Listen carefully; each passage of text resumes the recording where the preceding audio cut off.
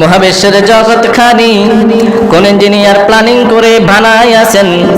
মহাবিশ্বের জগৎ খানি একটা ধাক্কা মাইরা দিছে সেরা দিছে সাইরা জনম বড় ঘুরতে আছে মহাবিশ্বের জগৎ খানি। মহাবিশ্বের জগৎ খানি প্ল্যানিং করে কোন ইঞ্জিনিয়ার বানাই আছেন। মহাবিশ্বের জগৎ খানি জান্নাত দেখতে যদি হয় বাসনা ভাবে করো মহাভাবনা। 10 কোটি সূর্য লুকায় আন্টারিশের ভিতরে, আন্টারিশের ভিতরে লাখ রেখে 40 লাখ টন সূর্য জ্বলছে কয় নিউটন। 1000 মাইল গতি বেগে মহাশূন্যের টানাটানি মহাবিশ্বের জগৎ খানি। মহাবিশ্বের জগৎ খানি কোন ইঞ্জিনিয়ার প্ল্যানিং করে বানায় আছেন। মহাবিশ্বের জগৎ খানি। আল্লাহু আকবার। এই মহাশূন্যের মধ্যে গ্রহ নক্ষত্র আল্লাহ তাআলা সৃষ্টি করে ছেড়ে দিয়েছেন। সবাই সবার কক্ষপথে চলতে আছে, কেউ কাউকে অতিক্রম করার সুযোগ নাই। সে আল্লাহ রাব্বুল আলামিন আমাদেরকে সে আসমান থেকে আমাদেরকে বৃষ্টি পাঠান আমাদের জন্য, আমাদের উপকারের জন্য তিনি আসমান থেকে পানি বর্ষণ করেন। এই পানি কিভাবে আল্লাহ তাআলা সৃষ্টি করেন? কুল আরাইতুম ইন আসবাহা মাউকুম গাওরান ফামান ইয়াতিকুম বিমাইন মাইন। আল্লাহ রাব্বুল আলামিন বলেন, বান্দারে আমি আল্লাহ রাব্বুল আলামিন যদি এই পানিগুলোকে যদি সাগরের তলে ঢুকিয়ে রাখি, আমি আল্লাহ রাব্বুল আলামিন যদি এই পানিগুলোকে যদি উপরে না উঠাই, কোনো মানুষের সাধ্য নাই এই পানিগুলোকে উত্তোলন করা। পারবে? পারবে না। আল্লাহ রাব্বুল আলামিন এই পানিগুলোকে সূর্যের আলো দিয়ে বাষ্প আকারে শীতকালে যেরকম কুয়াশার মধ্যে ছোট ছোট বিন্দু দিয়ে বৃষ্টির মতো হয়ে যায়, তেমনি ভাবে আল্লাহ রাব্বুল আলামিন সূর্যের আলো দিয়ে তাপ দিয়ে এই পানিগুলোকে আল্লাহ রাব্বুল আলামিন জলীয় বাষ্প আকারে উপরে নিয়ে যান। সেখান থেকে আল্লাহ রাব্বুল আলামিন পানিগুলোকে পরিষ্কার করে ফেলেন। দুনিয়ার জমিনে আমরা এই পানিগুলোকে দূষিত করে ফেলি।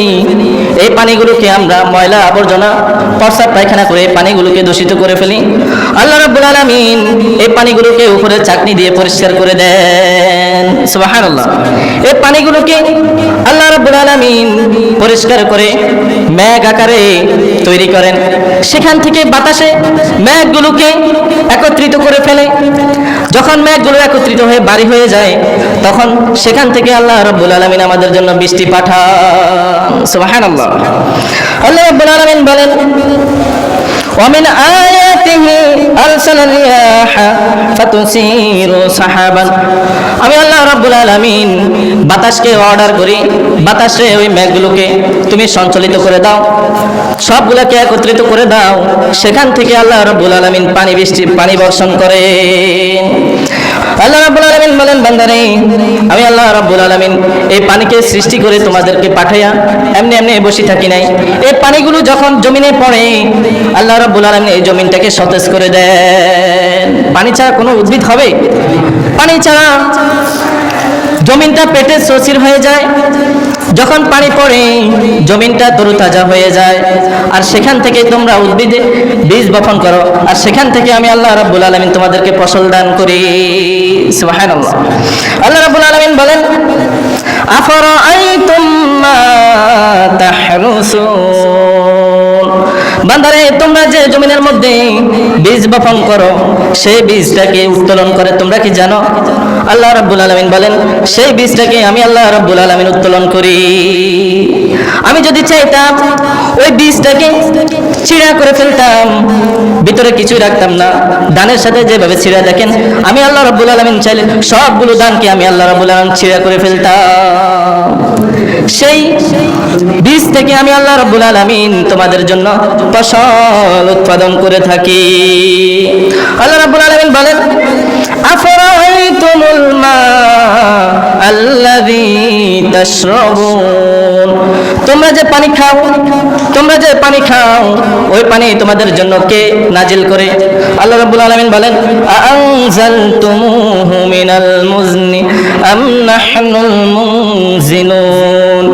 আল্লাহ রাব্বুল আলামিন বলেন বান্দারে আমি আল্লাহ রাব্বুল আলামিন তোমাদের জন্য এই পানি বর্ষণ করি।